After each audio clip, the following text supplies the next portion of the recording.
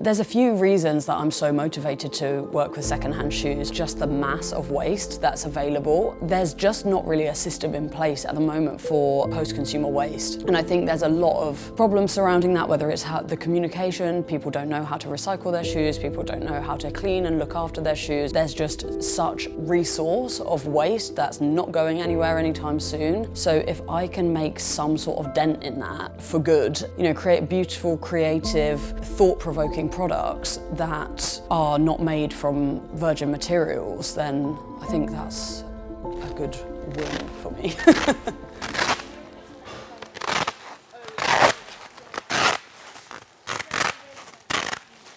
Oh, I can see a good one. I started coming to Traid from my MA because I remember there was a textiles trip to Traid to see the warehouse. As I started collecting more and more shoes, I started to realise what stuff was interesting. So what shoes have good components, what shoes have material that's too degraded and that we can't really use. And then we started to see that, we could actually collect loads more of this than what we're doing at the moment. 150 shoes deconstructed makes around 1,000 components. And then we can start to realise how we can create that into a material. I think he's got some good bits, but they're very small. It's only like this bit. If it was just me on my own, I would say yes, you're in charge. I would say what do you no. think? Okay. Sorry.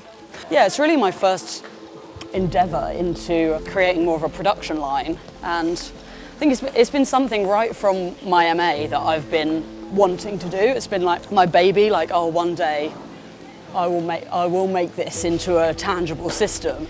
It's always about showing the human story in products and showing the livelihood of the material. You'll see, when you have these scuff marks and breakage marks and stuff on the shoe, those will then be reflected in our material, and it has a livelihood to it, which is very authentic. It's not forced, we haven't buffed anything, we haven't tried to create this worn look. It really comes from the authentic material and the stories of the people that wore them before. A lot of the time in sneakers, it's designed up until the point where you wear the shoe, and then after that it's kind of forgotten about. We're dealing with post-consumer waste, and I'm seeing all the livelihood in these shoes, and it's something that you can't design, it's very real.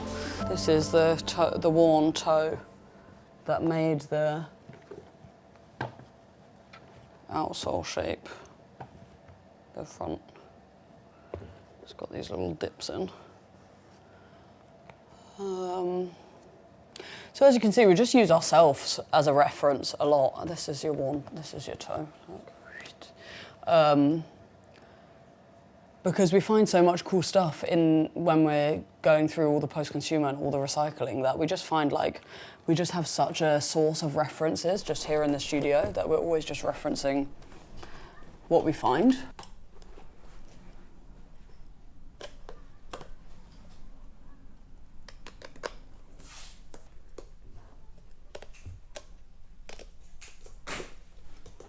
Each sheet of material that we make for this collection and for future collections will always be completely unique. You're never going to have the same combination of materials and the same combination of shoes, the same combination of stories in any pair. So although the silhouette and the design of the shoe is always the same, the material is always going to give you that element of uniqueness and personality in the shoe. For me, bespokeness is really important because it's where we've come from with made to order, and it's what our clients love. This is our heel tab webbing, and basically this is all our recycled coloured laces. Will all be different colours depending on which piece of the webbing gets cut on your shoe that you receive.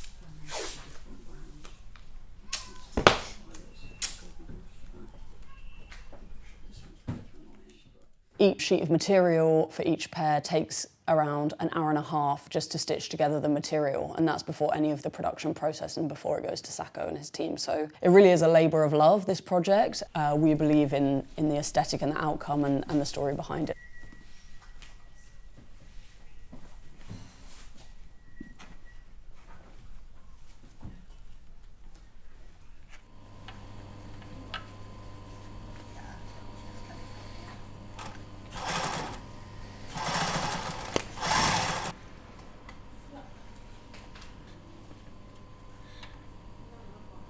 So anyone that gets this shoe will be 001, first ever Helen Kirkum ready to wear shoe. So just ignore the fold, like pretend it's flat, basically. Okay. So it's around... Whatever the distance of the bottom is to the HK.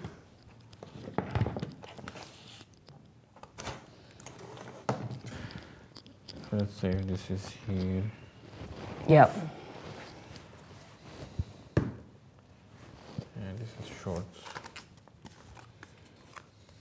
I wanted to make it into like a little, one of our like features of the shoe that can like live throughout all the different colorways and material ways that you'll always have. The tongue will always be stitched on like wonky, basically, the wonky zigzag, and then the label as well. I need to keep all the waist so I can work out what to make out of it. The waist of these? The waist of the upper? Of the squares, because I'm going to try and create an accessory made out of the shapes of the waist. So all this is Yasmin's job? She prepared the uppers? To put all the pieces in the right place, but then we have someone else that's stitching it for us. So we're working with a company called Welcomes, and they stitch all the pieces together. But they're really nice. They help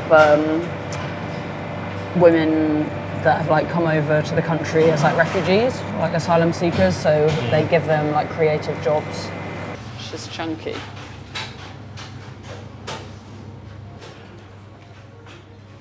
Okay, phew. Perfect. And then there's these two here as well.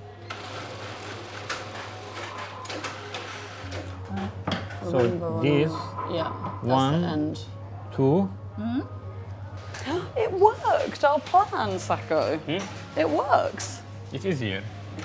Last time, like how... It's exciting, isn't it? That looks beautiful. That is so good. How you've managed to get that like that is just amazing. I decided to call this shoe Palimpsest because it's an ancient scroll that basically used to be used to record important documents.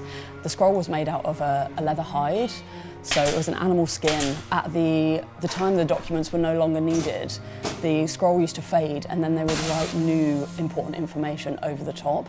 So the Palimpsest used to carry all these stories and memories and important information through centuries on this one piece of leather hide. And I just really like the idea that the leather within these sneakers also carries a lot of rewritten stories and memories.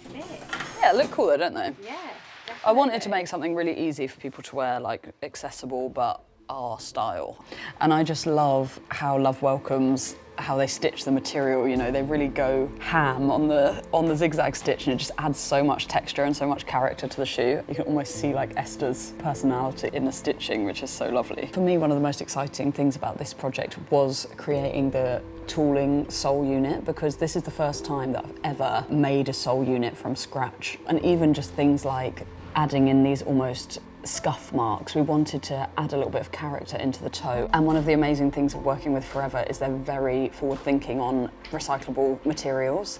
So this material that we've used for the sole is actually made from 100% of their industrial waste from the factory. And then the rubber component also has 10% industrial waste. You know, Joao's idea, just like something so simple as like, shall we flip the logo here so you've got Helen here and Kirkum here? This is one of my favorite details here, just like this little nook, because it's just an ode to how we would usually splice two soles together. We just wanted to make it as authentic as possible. But yes, now we have our final Palimpsest shoe. Our first ever release.